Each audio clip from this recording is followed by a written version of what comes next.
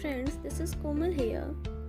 Let's have a fun and interesting session today, that is ratio and proportion. So what is ratio? Let it understand with the help of an example. There is a teacher who gave candies to their two students. One is Shaurya and second one is Pranika. She always gave 2 candies to Shaurya and 3 candies to Pranika. Now if I ask from you that how many candies does Shaurya have as comparison to Pranika? So I can write it in the form of 2 upon 3. Here 2 refers to the candies just Shaurya have and 3 refers to the candies just Pranika have. Or I can write it in the form of 2:3.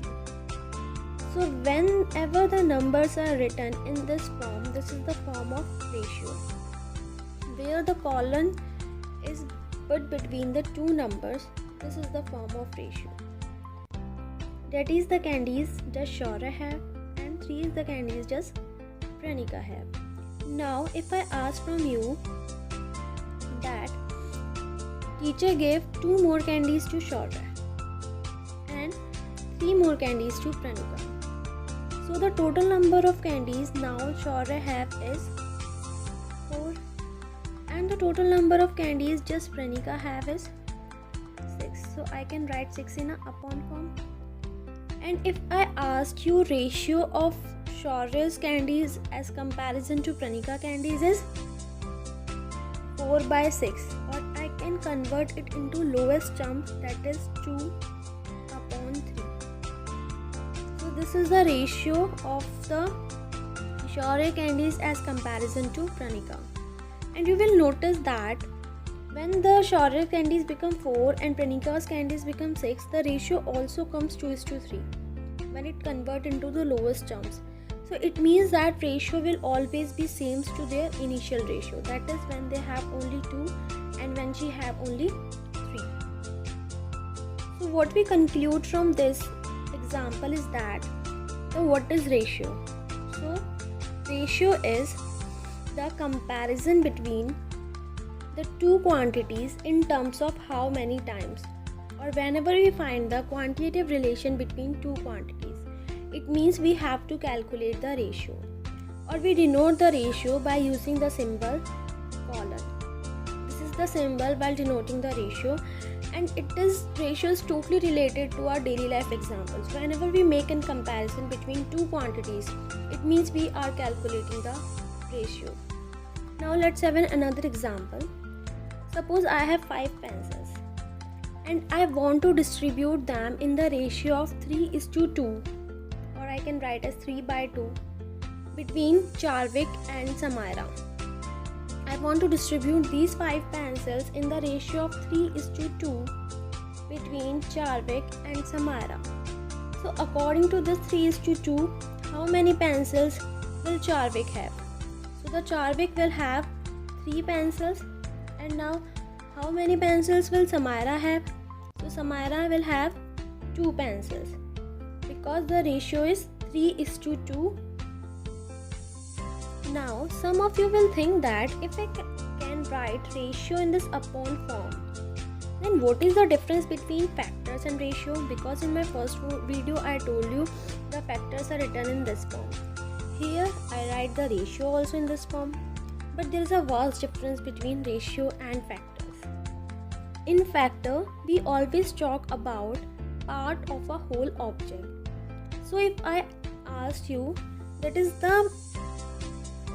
the factor in case of Charvik? In Charvik case, factor will be 3 upon 5.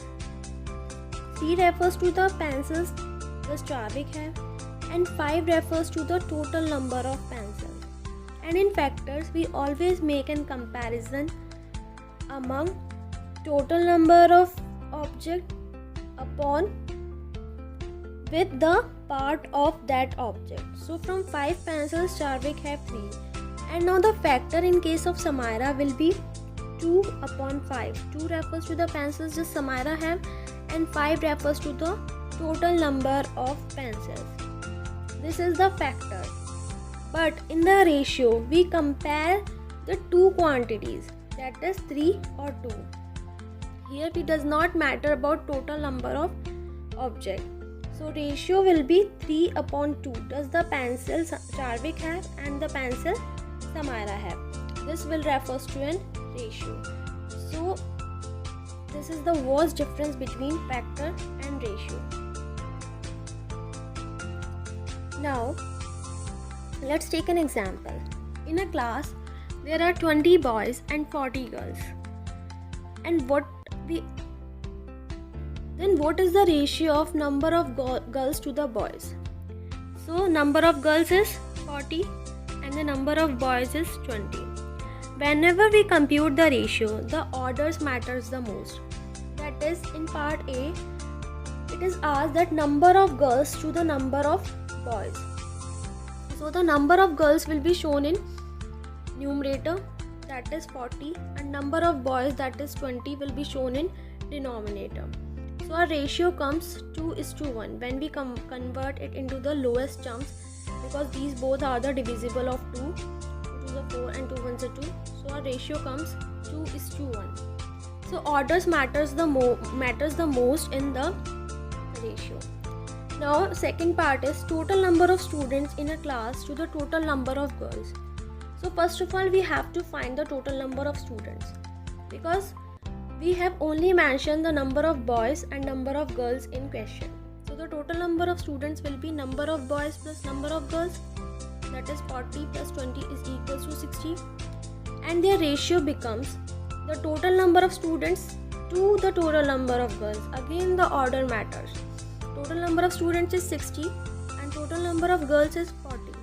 So the ratio becomes 3:2. Now two quantities can be compared only if they are in the same unit. Let's understand it with the help of an example. Suppose there is a cup of milk, and thus the milk quantity is 100 ml, and there is a jug of milk, and thus the milk quantity is of 2 liters. So Vinita wants to say that does the quantity in the cup is greater than the quantity of milk in the jug? Can we say that because 100 is greater than 2? No, this is totally wrong, because comparison can be made only if the two quantities are in the same unit. And here you will notice that the milk in the jug is in liters and the milk in the cup is in milliliter. So first of all, to make a ratio, we convert the liter into the milliliter, that is 1 liter is equals to 1000 milliliter. So 2 liter will be 2000 milliliter, and our ratio becomes 2000 upon 100, that is 20/1. It means that the milk in the jug is 20 times more than the milk in the cup. So whenever we make or calculate the ratio, first of all we have to notice that the units of the two quantities are similar. Now conclusion. What we have concluded from all these? So ratio is when we compare the two quantities in how many times? So whenever we make a comparison between two quantities, it means we have to calculate the ratio. And the second is two quantities must be in the same unit. As I told you in my last example, the quantities which we are going to compare must be in the same unit.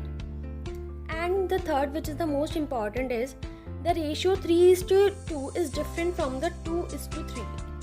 It means that the order in which the quantities are taken to be expressed is important. Suppose if the number of girls to the number of boys have been asked, so the number of girls should be written in numerator and number of boys should be denominator. And we will never think that 3:2 is similar to 2:3. And the ratio can be expressed in lowest terms. Whenever we divide it, we divide that numbers up to the lowest terms. Thank you, and stay tuned to my YouTube channel for my next video, that is on proportion. And if you like my videos, don't forget to subscribe my channel and like and share with your friends. Thank you.